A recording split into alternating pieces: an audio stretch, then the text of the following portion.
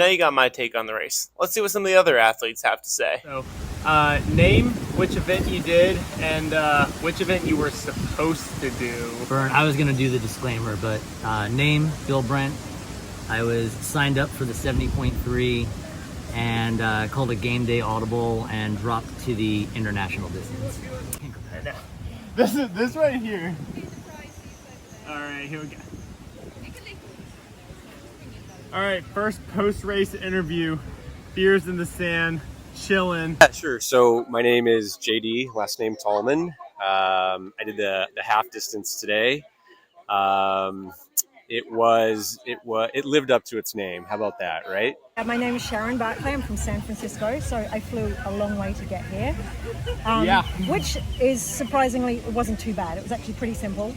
I did the half iron Aqua-Bike, so I missed the run, so I didn't have to melt down like everyone else, which was really nice. You're a lucky duck. Yes, it was a good call. I'm really glad I did it. Yeah. I am Layla Dolman, and I did the Aqua-Bike. And I felt, I'm glad it's done. Out there it was very challenging, but overall a good race. Hi, I'm Vivian Workman. I did the Aqua-Bike, and overall it was a lot of fun. Challenging but fun day. What would you say was your favorite part of the course? Oddly enough, the part where we passed the blowholes on the island and having the water come up. I totally missed that. Can you hold on, wait, can you tell me some more about this? Because I completely missed that part. Yeah, so after you passed the Westin, it was probably 15 or maybe 20 miles in. So it was before you headed back to the north side. There's a section of property where the water, when it crashes against the land, it shoots water straight up like a geyser. Oh yeah, I think that's the part where I was trying to stay upright. Yeah. So for the swim and the bike, what parts of the course did you like? What did you not like? Like how did you feel about the course itself? The course itself, without the wind and the waves, would have been amazing. But because there was excessive waves in the water, very challenging. And because the wind was it seemed to always be in my face. It was very challenging. No. I'll say this. One of the things that I really didn't expect is how windy it was going to be here. I knew with the name Mercuryman, it's going to be warm for sure. But I didn't even catch that. Yeah, I was unexpecting how windy it really truly was. I think that, the sections of the bike course coming back in the last 10 miles when you had that tailwind were, phenomenal. And I think the wind helped on the run a little bit too. I think as long as you could keep yourself wet, it helped the cooling factor tremendously. How long have you been in triathlon multisport? Probably for over 10 years now, various different distances. And for everyone who doesn't know what an Aqua-Bike is, what is the Aqua-Bike event and the distances and what you did? So Aqua-Bike is a swim and a bike with none of the run. So today's event was a 1.2 mile swim and a 56 mile bike ride. What would you say as far as like the race venue, your stay down here so far? Like what other highlights have you had? So if anyone from Ironman is watching this or listening to this, y'all have to step up your game. Step up your game, seriously. The post-race shenanigans are something to write home about. Case in point. But yeah, everything was really good. There was one aid station on the bike, but the people that were there were super encouraging and helpful, and volunteers are what makes the sport. Yep. But you could tell the difference from a volunteer that wants to be there and a volunteer that is too busy texting to hand out the cup, and you're like, I need something, and they turn around and it's too late. But the bike volunteers were fantastic. The run was looped enough. If there were any more loops, it would have been too much, but at least for the 70.3, it was 4 loops, which is essentially a long track workout. Yeah. Like a 13-mile track workout, kind of. A lot of people don't like 4-loop runs because it's mundane or redundant or whatever. But it was great because there were so many spectators on such a small loop where it was great to see everybody so many times cheering for you on the sideline. So I guess if I had to pick, I'm going to say the run is probably the best part of it. Yeah, I was not thinking I was gonna like the run because of that exactly, but I think the structure of it was really well laid out. Great support, great volunteers. Yeah, they brought the energy on that run. The first one, the second one on your run, they really brought the energy. The only drawback is I wish there was a little bit more shade. How'd you feel about the course and about doing the Aqua-Bike? I know that's a little bit of a less common event. It is, and it's not something I usually do. I think I've only done one or two in the past. Usually if I'm coming off an injury and I can't run for whatever reason. So I think it's a really good option for the beginning of the season. You know, it's February, and if your run isn't quite where it needs to be, it means you can work on your bike, work on your swim, still get a good race in. Yeah, and still have fun. I mean, if you look around here, like it's a fun race. Yeah. I mean, how bad can it be when the sun is out, the water is clear, the sand is white? I mean, it's pretty good. So yeah, why would you not come here? It makes no sense. Do you have anything race related or just this trip that you've done that is just stands out to you? Really, the race was the reason to come here, and it definitely didn't disappoint. And did you have a favorite section or anything that you really liked about the course? The swim was beautiful, crystal clear water, warm, little choppy though with the wind. Yeah, I would say the middle section and coming back towards the beach was a real rough. I know I personally took a whole lot of salt water in during that section. Yeah, I would agree. I think that I drank more salt water than I have in a really long time in 34 minutes there. How would you say the salt content of this water is? Extremely salty. Extremely. I felt like I was just hovering above the water. The buoyancy was phenomenal. So out of the whole course between the swim, the bike, the run. Okay, well, so the Aqua-Bike's a little bit of a different race. Why did you want to do that one?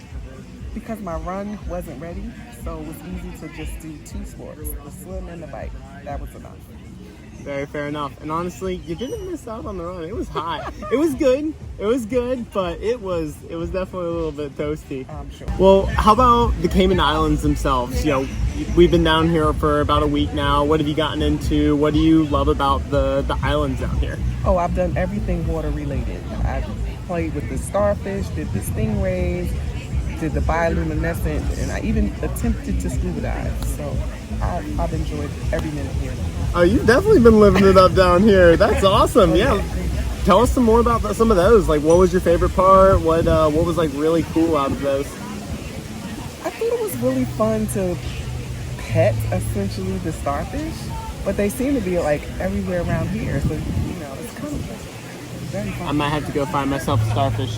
It was a really good distribution of distances to choose from, and the vibe was just perfect. It was not too much pressure, casual, very team oriented. Everyone supported everyone, and I think that's great. It was a great race. So yeah, I mean, you're going to melt on the run for sure, but train for it, right? So you know it's going to happen. Train for it.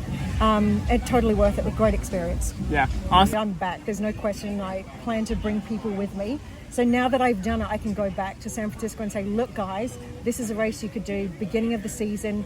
You don't have to do a full, a half distance. You can do something shorter, and it's very doable and very accessible. So yeah, I'll be encouraging people to come back for sure, and I'll be here too. Yeah, again, just on that last point too, the fact that they opened up to do 4 different races. They did the half Ironman distance, or the 70.3, yep, the International Olympic distance, and then also had the Aqua-Bike and Aquathon, which you don't get a lot of those together. Exactly. So it's really cool. Exactly, and relay as well. So yeah, and relays. Right, so the views were amazing. When I realized that I was not going to hit my target time, I almost got off my bike to take pictures. It was just that beautiful. But I figured that probably wasn't the best idea. That's actually funny you said it, because I had a very similar thought when I was biking too. Like, there were a couple moments where I didn't have anyone around me, and so I just started to cruise, and I'm like, oh my god, this is gorgeous. And I'm like, wait, no, I'm in the middle of a race. Hold on, I need to step it back here. I need to step it back. And I had a mechanical issue that plagued me for about 2 days, and the race director personally gave me a spare battery that his wife had been using and really helped out. So that goes a long way. I don't know if you get that at some of the bigger races. And speaking of support, this dude right here gave me cheers every single time we passed. The 70.3 was 4 laps, and every single time we passed, he was giving me cheers. So thank you for that. And for sure. I know my responses were mostly grunts, but hopefully you got something out of them. Yeah, no, it was great. You know, you and I came into T2 together. I know that there were 2 guys ahead of us. I didn't know who was in first. I knew who was in second. You took off like I was running backwards, and by the second lap, I realized that you had been closing ground very, very quickly. And I was like, God, I just got to let him know to get up there. You know what I mean? And you did it. You had a great race. So I wanted to make sure that I had a little bit of support out there while you were doing your thing. So yeah, no, I appreciate it. I love the support. And again, hopefully I was trying to give it back, but sure. Half the time it was just like grunt. Try to like give you a little something or another. When you're running as fast as you do, I don't expect words, so it's okay. It's totally fine. I knew you were giving it back, so we're good. Yeah, I was definitely cheering for you out there. Did you have a favorite part of the race between the swim, the bike, or the after party? Well, everyone likes the after party, but on the bike there was a nice little flat section when you made your sort of like a right-hand turn around the bottom part of the island where the wind was not in your face for a little while, and you could really just hammer down and put some speed on. I don't know where you found that because the wind was in my face the entire time. Well, that's what happens when you're in the front. The party in the back. Okay. Yeah, apparently I guess I was just blocking the wind for everyone else then? Exactly. Oh, okay. Yeah. Gotcha. Do you have anything else that you'd like to add for whether it's about the stay, your vacation down here, or the race itself? Yeah. Bring everything with you that you think you're going to need because it may not be available on the island. So that's my takeaway. Small things, even if something like a Di2 charge, you're like, oh, I've charged 100% before I left. And then you get here and go, oh, something went wrong. So bring everything, assume that there's nothing here, but come with a good attitude. And I think if you do that, you're going to have a great day of racing, regardless of the conditions. Well, do you have anything else that you'd like to add about the race itself, your stay down here, you as a person, anything that you'd like to share?